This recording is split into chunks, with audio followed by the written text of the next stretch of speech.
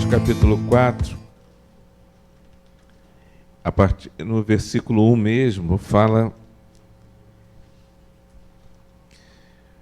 o Espírito afirma expressamente que nos últimos tempos alguns apostatarão da fé por obedecerem a espíritos enganadores e a ensinos de demônios, pela hipocrisia dos que falam mentiras e têm cauterizada a própria consciência, que proíbem o casamento e exigem abstinência de alimentos que Deus criou para serem recebidos com ações de graças pelos fiéis e por tantos quanto conhecem plenamente a verdade.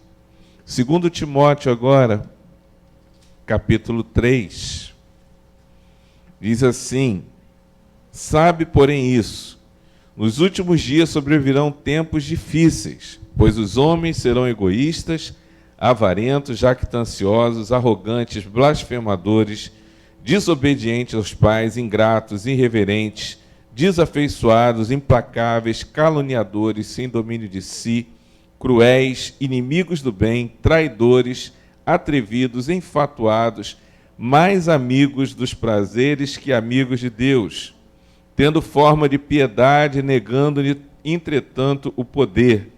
Foge também deste, pois entre esses se encontram os que penetram sorrateiramente nas casas e conseguem cativar mulherinhas sobrecarregadas de pecados, conduzidas de várias paixões, que aprendem sempre e jamais podem chegar ao conhecimento da verdade. Bem, queridos, nós estamos vivendo dias em que as coisas estão cada dia mais complicadas, mas a palavra de Deus nos alerta para isso. Vários outros textos estão aqui, mas esses aqui a gente pode ver. E o que nós devemos fazer como igreja?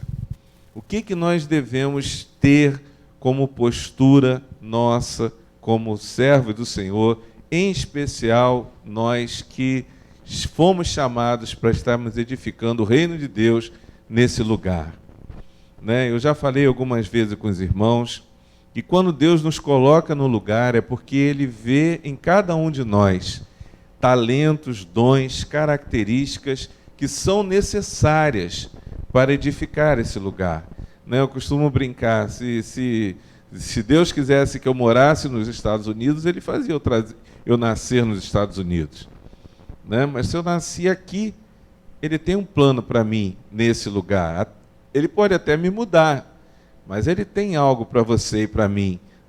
Se nós estamos aqui, como é bom nós estarmos olhando uns aos outros, vendo, reconhecendo uns nos outros as características, aquilo que Deus tem através da vida do meu irmão, através da vida da minha irmã.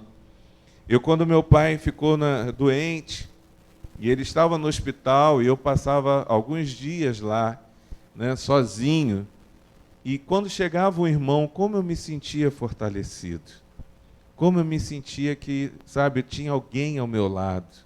Como é bom isso, a gente está sentindo que a gente tem alguém, Em especial, eu queria voltar agora a uma coisa muito interessante, lá no Velho Testamento, lá no livro de Gênesis. Eu estava vendo isso aqui agora, Gênesis capítulo 11, olha que coisa tremenda. Gênesis capítulo 11, vou ler até o versículo 9. Em toda a terra havia apenas uma linguagem e uma só maneira de falar. Sucedeu que, partindo eles do Oriente, deram em uma planície na terra de Sinar e habitaram ali. E disseram uns aos outros: vinde, façamos tijolos e queimemo-los bem. Os tijolos serviram-lhe de pedra e o betume de argamassa. Disseram: vinde, edifiquemos para nós uma cidade e uma torre cujo tope chegue até os céus, e tornemos célebre o nosso nome, para que não sejamos espalhados por toda a terra. Ora, desceu o Senhor para ver a cidade e a torre que os filhos dos homens edificavam. E o Senhor disse: eis que o povo é um, e todos têm a mesma linguagem. Isto é apenas o começo. Agora não haverá restrição para tudo que intentam fazer. Vinde, desçamos e confundamos ali a sua linguagem, para que não entenda a linguagem do outro. Destarte o Senhor os dispersou dali pela superfície da terra e cessaram de edificar a cidade. Chamou-lhe por isso o nome de Babel, porque ali confundiu o Senhor a linguagem de toda a terra e o Senhor os dispersou por toda a superfície. Olha que coisa tremenda. O próprio Deus resolveu descer e ele mesmo declarou, olha, se eles tiverem a mesma linguagem, se eles tiverem o mesmo objetivo, mesmo que seja absurdo, como era absurdo edificar uma torre até o céu, eles vão ter êxito naquilo que eles fizerem. Queridos, nós estamos vivendo esse tempo em que nós estamos sendo bombardeados, a nossa família, a nossa casa, a nossa vida espiritual, a nossa vida como cristão, nossos fundamentos têm sido questionados, os nossos filhos têm sido bombardeados dia após dia, as nossas crianças, né? Os nossos jovens estão sendo bombardeados, a igreja do Senhor Jesus, ela está sendo, vamos dizer assim, mundanizada. Né? Já foi pregado aqui algumas vezes, o pastor Arnaldo, João, né? Tantos outros que já têm falado sobre isso, sobre a questão do nada a ver. E nós estamos sendo totalmente bombardeados. Se nós não tivermos a mesma linguagem, a mesma visão, se nós não tivermos unidade, nós vamos perecer.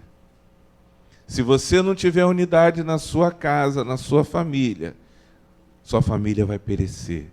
Se nós não tivermos unidade, e isso aqui vale para qualquer tipo de organização, na sua empresa, se não houvesse, cada um estiver puxando para um lado, a sua empresa não vai para frente. Se nós na igreja, se cada um de nós estivermos falando alguma coisa diferente, puxando para vários lados, nós não vamos prevalecer. E o próprio Deus reconheceu isso. Se eles tiverem a mesma linguagem, se eles tiverem a mesma direção, quem poderá resistir? Existe um exemplo de apostasia muito interessante no Velho Testamento. Os irmãos devem lembrar em 1 Samuel, primeiro livro de Samuel, capítulo 1 mesmo, fala sobre Eli. Só contextualizando, Deus nunca quis, inicialmente, que o povo dele, o povo que se chamava pelo seu nome, tivesse um rei.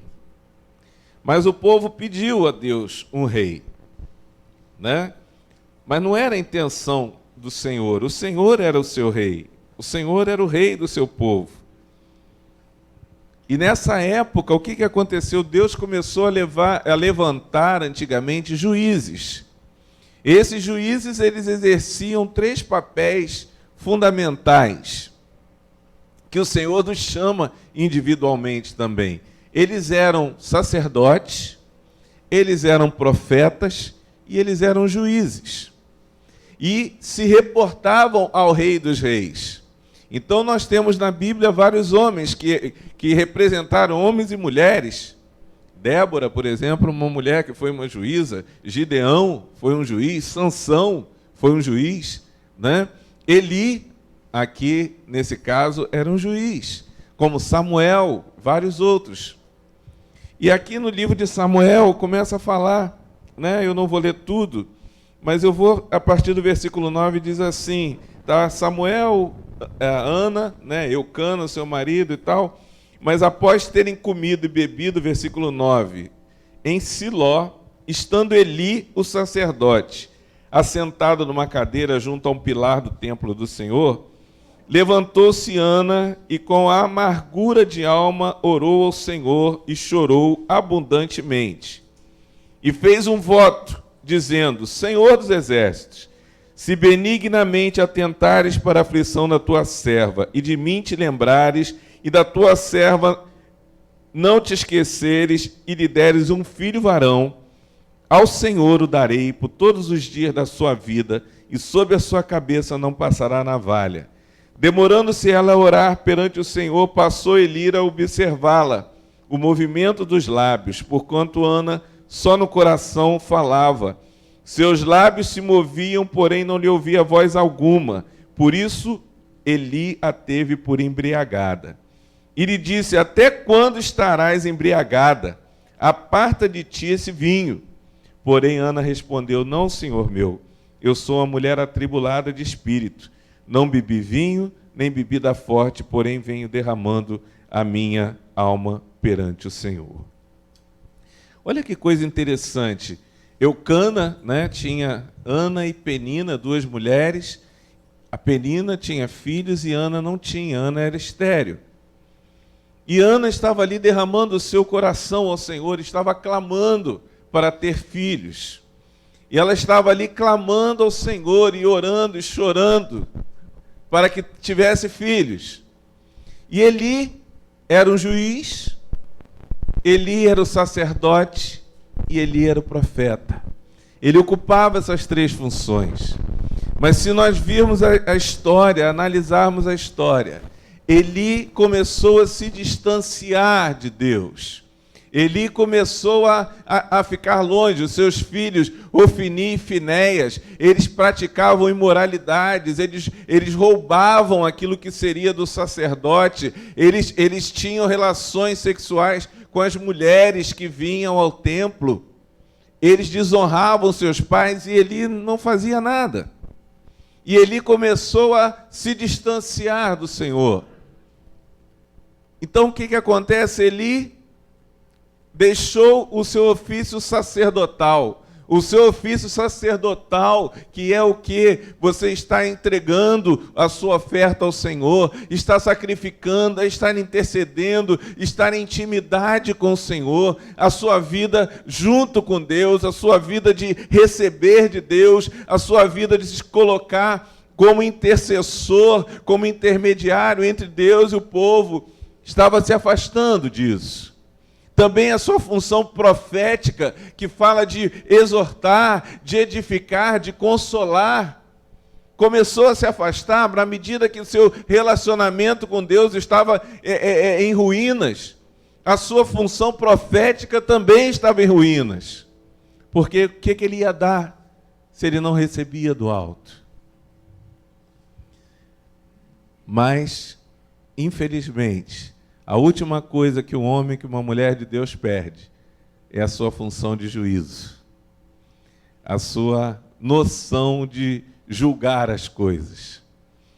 E quando nós estamos longe do Senhor, e quando nós estamos longe dos ofícios, do chamado de Deus para a nossa vida, a nossa função de juiz se torna deturpada, deteriorada. Eli olhou Ana orando e chorando na presença de Deus e a julgou como estando bêbada. Achou que ela estava bêbada e mais, foi usar a sua palavra, entre aspas, profética para exortar, exortando errado. Porque ele não tinha o contato com Deus. Então, queridos, isso aqui é um exemplo do Velho Testamento de apostasia. Quando nós nos afastamos do propósito de Deus, todo o nosso ser, toda a nossa vida, seja a nossa vida natural, seja a nossa vida familiar, seja a nossa vida emocional, seja a nossa vida profissional, começa a deteriorar. E é aqui que o Senhor começa a nos chamar de volta. Sabe, Ana estava chorando porque ela queria ter filhos. Ela queria ter filhos. E ela estava numa angústia que se não tivesse filhos ela morreria. E isso é o natural da nossa vida. Todos nós nascemos, crescemos e a nossa tendência é gerarmos filhos. Mas, na verdade, quando o Senhor nos chamou lá em Mateus, quando o Senhor nos chamou lá em Marcos, quando Jesus nos deu a comissão, ide e pregai o evangelho a todo mundo, a toda criatura, quem crer e for batizado será salvo, quem não crer será condenado, ide testemunhar, orai pelos enfermos, curai os enfermos, ressuscitai mortos. E quando nós não cumprimos isso, a nossa função também sacerdotal começa a ser deteriorada. A nossa função profética começa a ser deteriorada. 1 Pedro 2,9 diz: mas vós sois reino de sacerdotes, nação santa, povo de propriedade exclusiva de Deus, a fim de proclamardes as virtudes daquele que vos chamou das trevas para a sua maravilhosa luz. Quando nós deixamos de cumprir, quando nós deixamos de entender quem nós somos, quando nós deixamos de clamar ao Senhor para que o Senhor nos dê filhos e filhos espirituais, nós começamos a morrer, queridos. Nós começamos a morrer. O nosso sentido de nós estarmos caminhando com Deus começa a morrer. E essa é uma questão muito séria.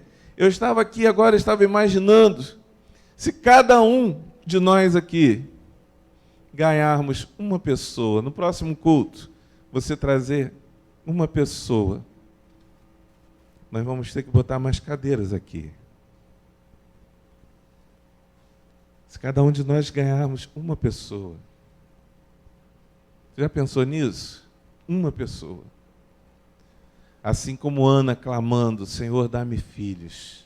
Senhor, dá-me filhos. E quando nós temos filhos, né? Fico vendo lá o João, a Maressa, estão com filhos cachorro, um exemplo meio, né? Estão ali preocupados. Eu preciso cuidar dos filhos, eu preciso alimentar os filhos, eu preciso cobrir os meus filhos, né? E quando nós temos filhos, eu lembro que eu era uma pessoa que dizia assim: eu não vou levar desaforo para casa. Mas depois que eu tive os filhos, as filhas, eu pensava: não, eu tenho que engolir sapo no meu trabalho, eu não posso ser mandado embora. Se eu for mandado embora, como é que eu vou levar o leitinho das crianças para casa?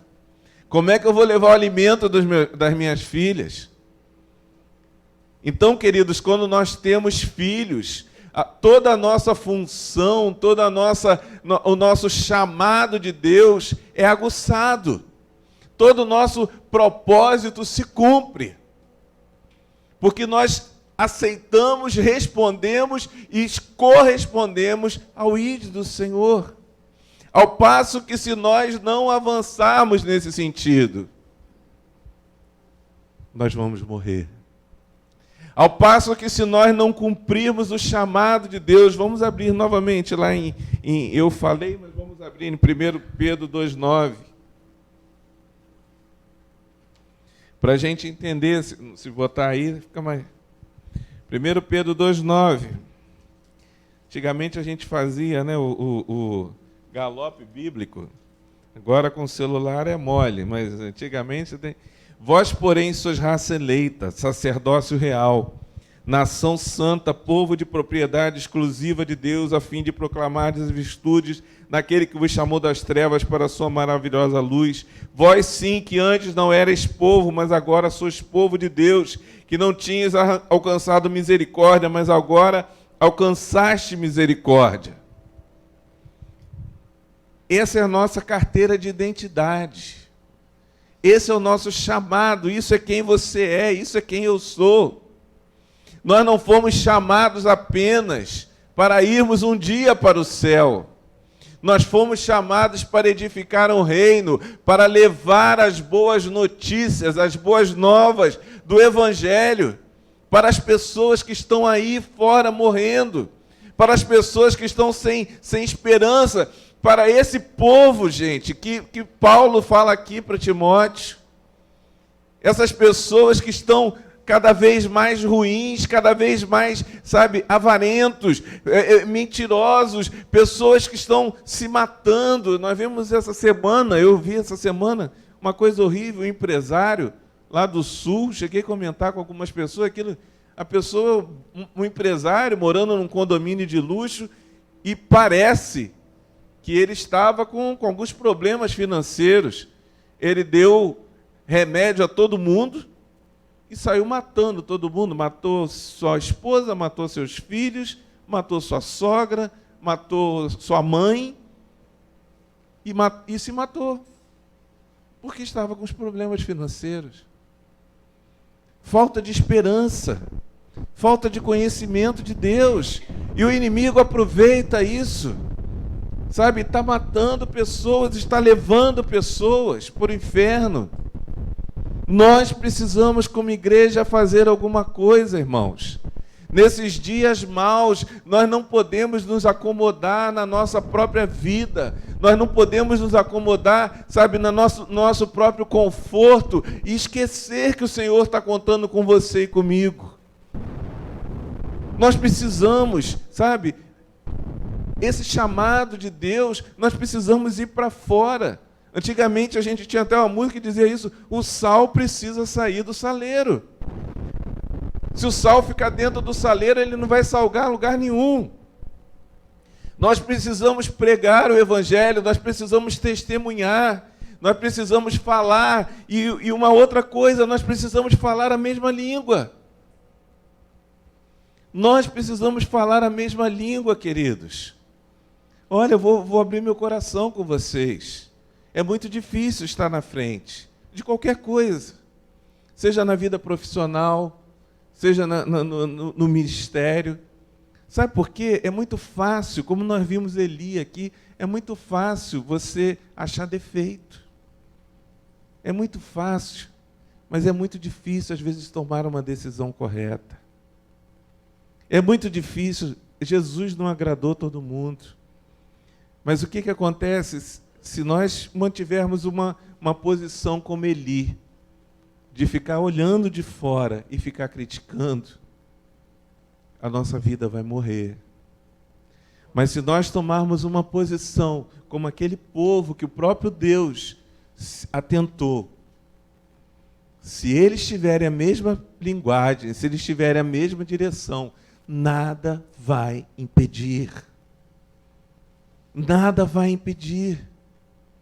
Queridos, nós precisamos ter unidade.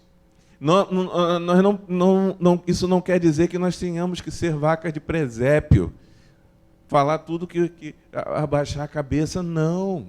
Nós podemos ter as nossas diferenças, mas nós precisamos ter uma direção. Se nós não tivermos a mesma direção, nós não vamos chegar a lugar nenhum. É muito bom nós estarmos aqui. Jesus, quando se mostrou a sua glória lá para Pedro, Tiago e João, né? Ele falou, Pedro, sempre o sanguíneo, disse: olha, vamos fazer 3 tendas aqui, Senhor. Vamos uma para o Senhor, para Pedro, para Moisés, para Elias.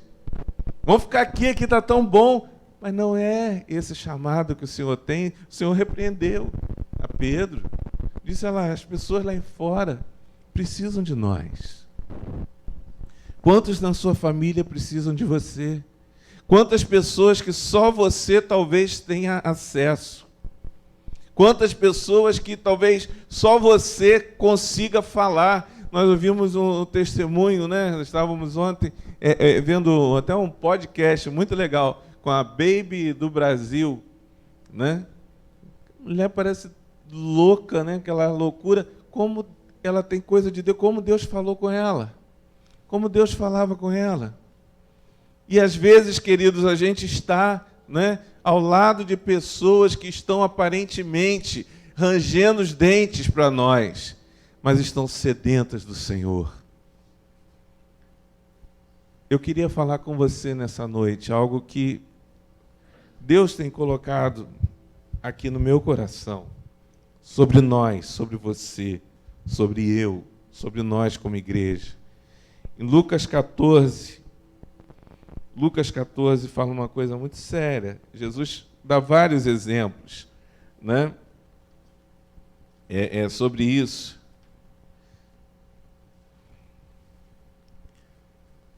Lucas 14, a parábola da grande ceia, Jesus fala muito sobre isso. Olha só, a partir do versículo 15.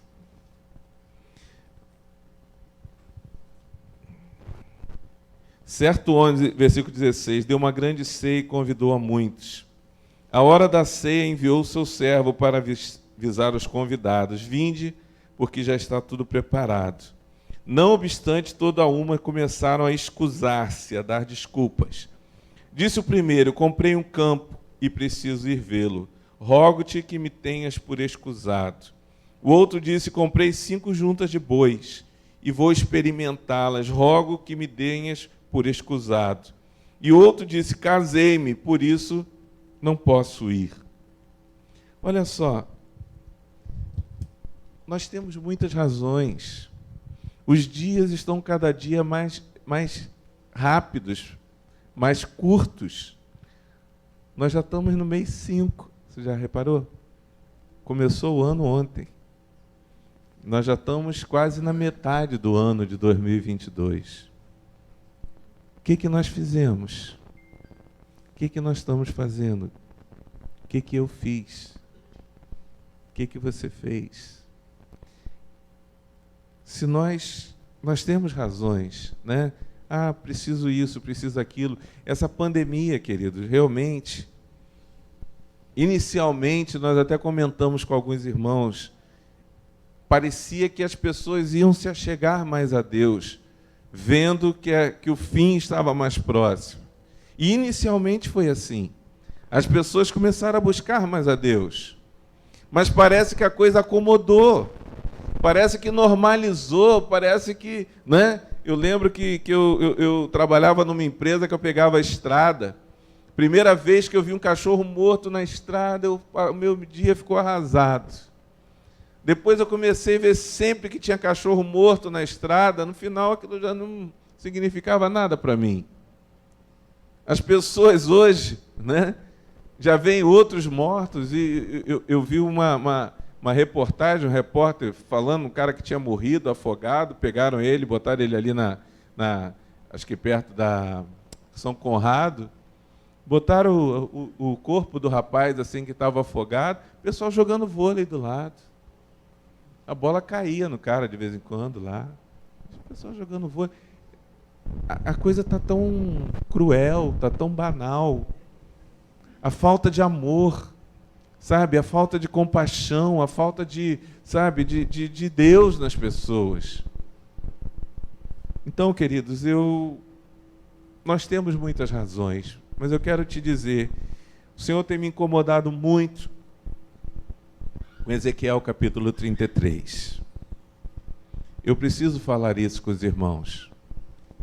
Ezequiel capítulo 33 fala do atalaia. Eu preciso avisar os irmãos. Eu preciso avisar e eu preciso estar atento também. Não é só avisar e eu ficar quieto. Jesus está voltando, de verdade. Nós estamos vivendo o tempo do fim. Nós precisamos fazer alguma coisa. Nós precisamos estar juntos. Nós precisamos falar a mesma língua. Se você não entender alguma coisa, pergunte. Né? Tiago fala muito isso. A gente precisa dominar a nossa língua, que muitas vezes a gente não entende uma coisa e já critica. Às vezes a gente já fica de fora e, como Eli, fica criticando, aquela mulher está bêbada. Nós precisamos nos unir, nos amar mais. Eu não esqueço um pastor que uma vez ele disse, esse homem é um homem de Deus. Essa semana ele colocou no Facebook, pastor Barry, ele colocou no Facebook que a mãe dele, foi graduada, terminou a sua graduação e foi de volta para o pai. Eu achei tão bonito, ele colocou isso. Minha mãe se graduou. Aí quando eu comecei a ler, né, estava em inglês, eu comecei até a ver, poxa, tão idosa, tá fazendo faculdade, mas depois quando eu comecei a ver, minha mãe se graduou, o Senhor chamou, né, ela se graduou, passou, foi embora. E uma vez ele falou uma coisa muito interessante. O que você acha, Por exemplo, a gente está aqui, está todo mundo quietinho. Entrar um homem com 2 filhos no meio da congregação, sentar, e aqueles 2 filhos começarem a fazer um barulho, gritarem, chorarem, falar alto. O que você acha dessas crianças e desse homem que não faz nada?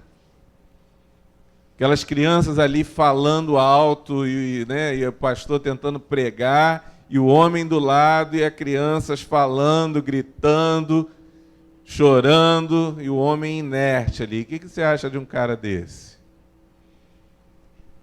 Talvez, poxa, não dá educação a essas crianças. Talvez tinha que, tirar, sair, não atrapalhar o culto. Aí ele falou uma coisa que eu nunca mais esqueci. Se você soubesse que aquele homem acabou de perder a sua esposa, ele estava desesperado, sem saber o que fazer. E a saída que ele achou, ele falou, vou para a casa de Deus, para conseguir me sustentar. Eu não sei o que fazer, mas vou tentar ver se Deus faz alguma coisa comigo, se alguém faz alguma coisa comigo. E chegou, sentou, e seus filhos estavam ali. O que você pensaria então? Às vezes a gente tem muita facilidade no julgar, mas às vezes a gente tem muita dificuldade na empatia, no se colocar no lugar do outro, no pensar como o outro pensa, nos tentar ser amoroso, amorosa, tentar ajudar ao invés de criticar. Nesses dias, queridos, nós precisamos estar fortes, nós precisamos nos unir, nós precisamos estar juntos, nós precisamos cobrir a vida um do outro, precisamos orar uns pelos outros. Essa semana o pastor lá que está responsável pela viagem botou um áudio, fez um grupo pedindo oração, que as coisas estão muito difíceis para essa viagem missionária. Muitas dificuldades se levantando. A gente está indo mexer no ninho do marimbondo. Muita dificuldade se levantando. Precisamos cobrir uns aos outros. Precisamos cobrir as pessoas, sabe, que se levantam para fazer alguma coisa. Às vezes, sabe, as pessoas não querem fazer. Eu estava vendo isso lá no meu trabalho. Às vezes a pessoa se levanta para fazer, para ter uma ideia, vem um monte de gente com crítica, um monte de gente falando alguma coisa, a pessoa desanima de fazer. Isso acontece na igreja também. Às vezes algum irmão, alguma pessoa sente de fazer algo de Deus. Nós devemos apoiar, nós devemos incentivar, nós devemos orar, nós devemos cobrir aquela pessoa, nós devemos cobrir os nossos líderes, os nossos pastores.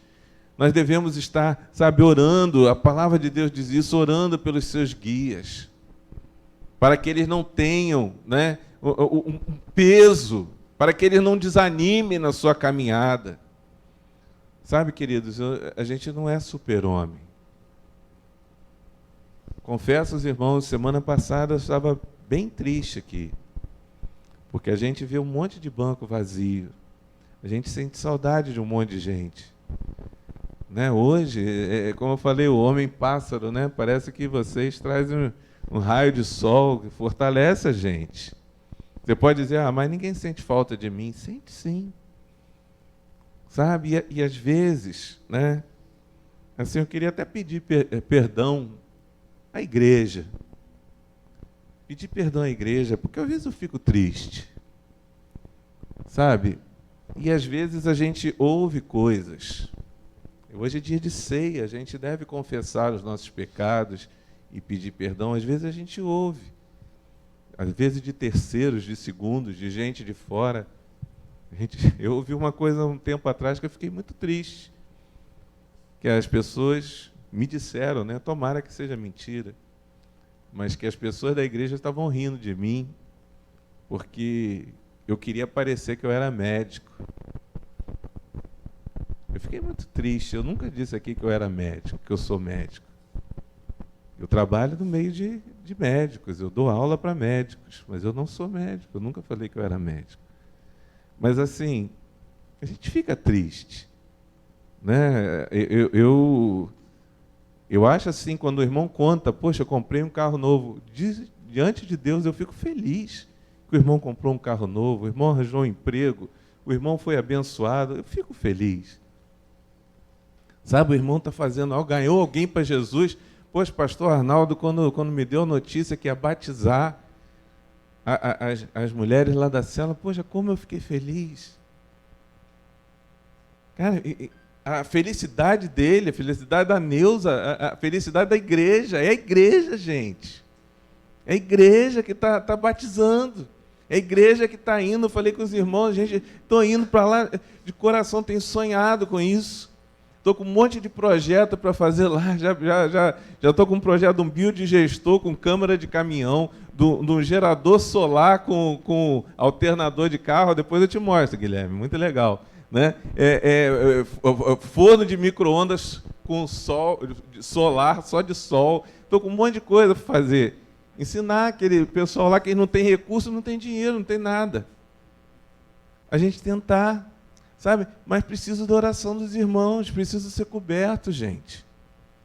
O último grupo que foi para lá pegou uma desinteria, uma diarreia, que não conseguiam fazer nada. A gente precisa um dos outros. Quando, né, a palavra de Deus está alguém feliz, cante louvores, está alguém enfermo, faça oração. Precisamos de unidade. Ezequiel 33 fala isso. Sabe, vamos prestar atenção no que está acontecendo. Falando entre vós com salmos, hinos e cânticos espirituais. Se você achar que tem alguma coisa errada, ore.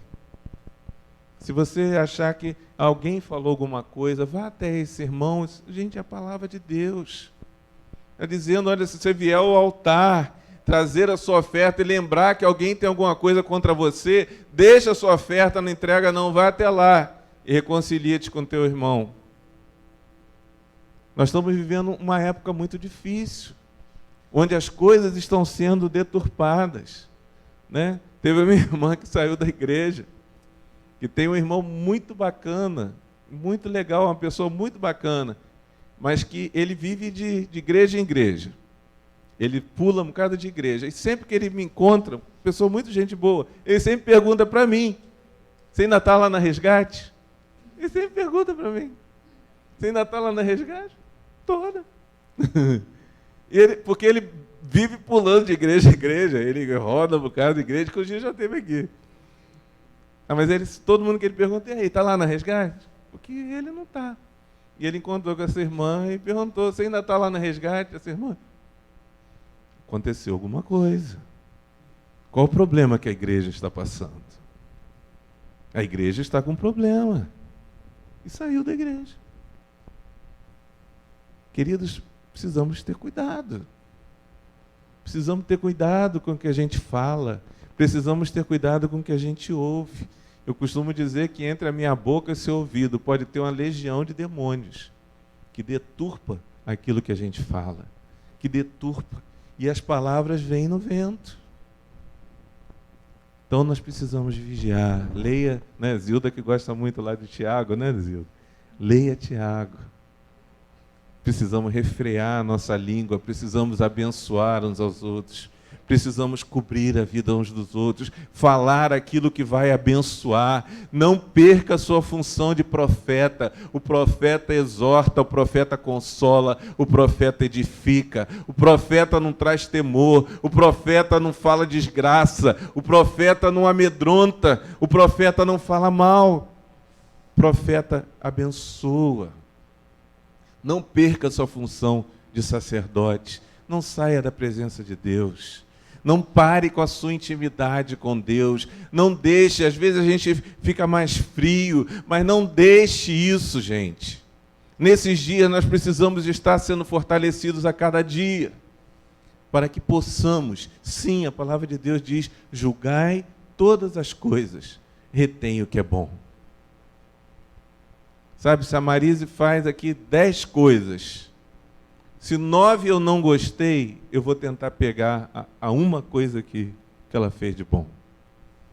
Tem uma irmã que, né, não vou falar dela aqui, eu acho muito bonitinho. Ela só vê coisas boas. Já contei essa história aqui, né? A César aí, ó. Mas ela só fala as coisas boas. Ela olha para a pessoa, né? Só vê coisa boa. Eu quero chegar nesse nível. Eu não sou assim, não. Mas a pessoa só vê coisa boa, né? Que o Senhor nos ajude. Que o Senhor nos ajude a edificarmos aquilo, queridos. Nós temos uma responsabilidade perante Deus. Nós temos uma responsabilidade. Se o Senhor te chamou, se você está aqui hoje, alguma coisa Deus fez com você nesse lugar ou vai fazer nesse lugar. Nós temos uma responsabilidade. A responsabilidade não é só do pastor. Quem ganha, quem dá a cria de ovelha é ovelha. Sabia? Uma ovelha não dá cria de vaca.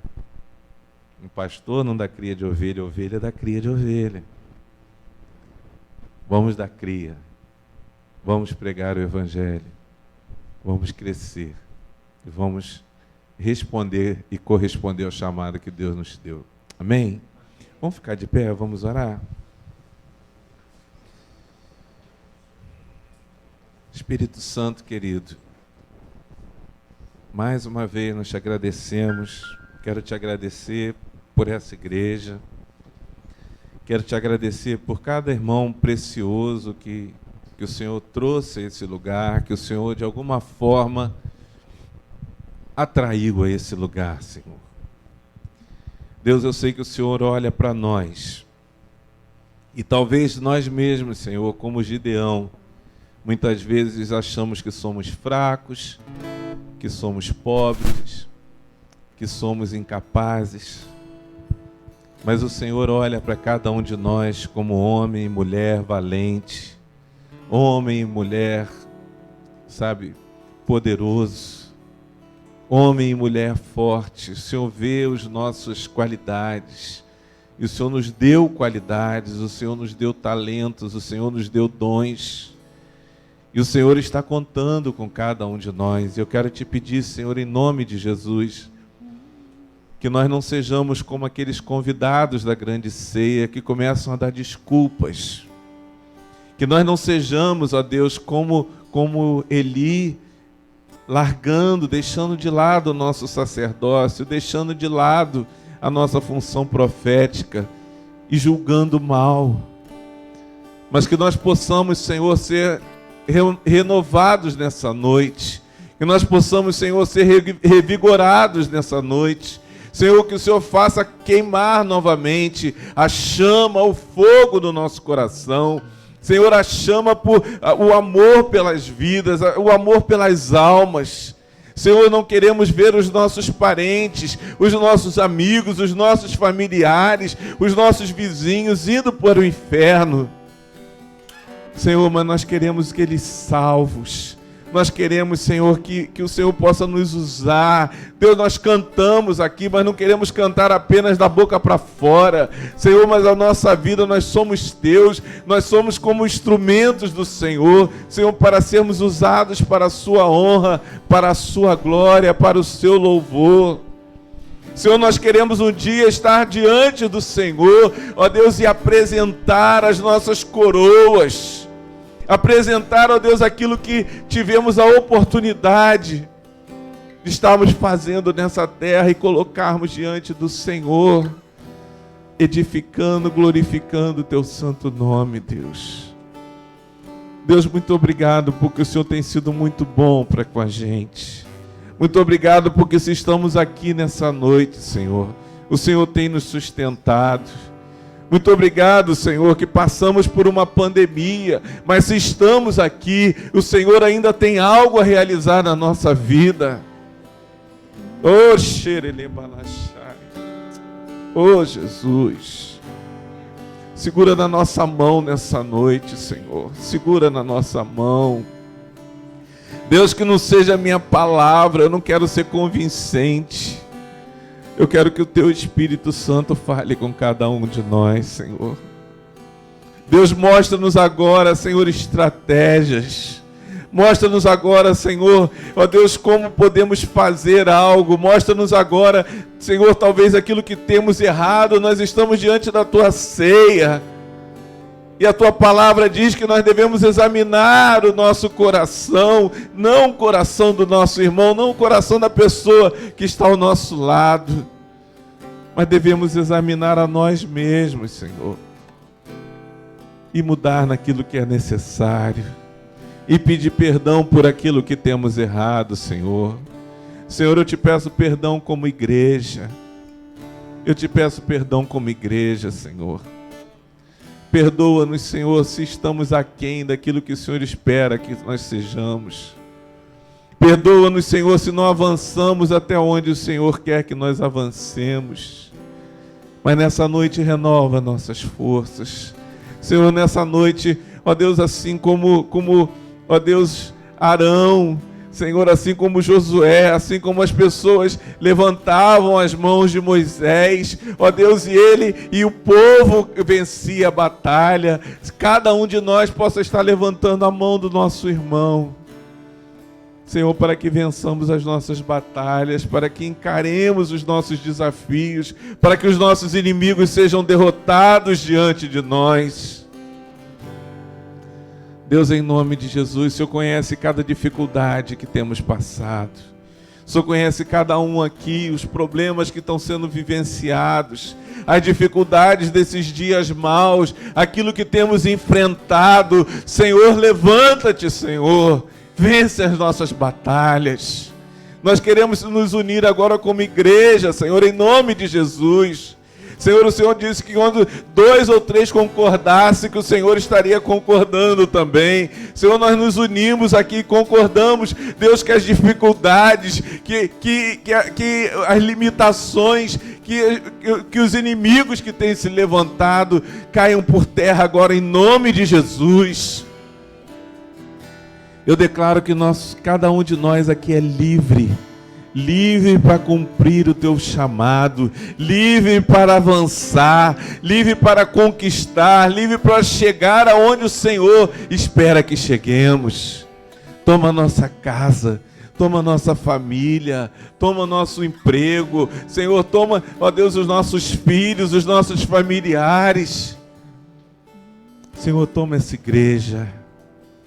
Deus, que essa igreja seja conhecida não como uma igreja rica, não como igreja grande, mas a igreja que cumpre o teu plano, que cumpre o teu propósito, que cumpre aquilo que o Senhor chamou. Senhor, se for para ganhar 1, que a gente cumpra isso. Se for para ganhar 1000, que a gente cumpra também, Senhor. Perdoa-nos, Senhor, e nos ajude a caminhar segundo a tua vontade, segundo o teu querer. Em nome de Jesus. Amém.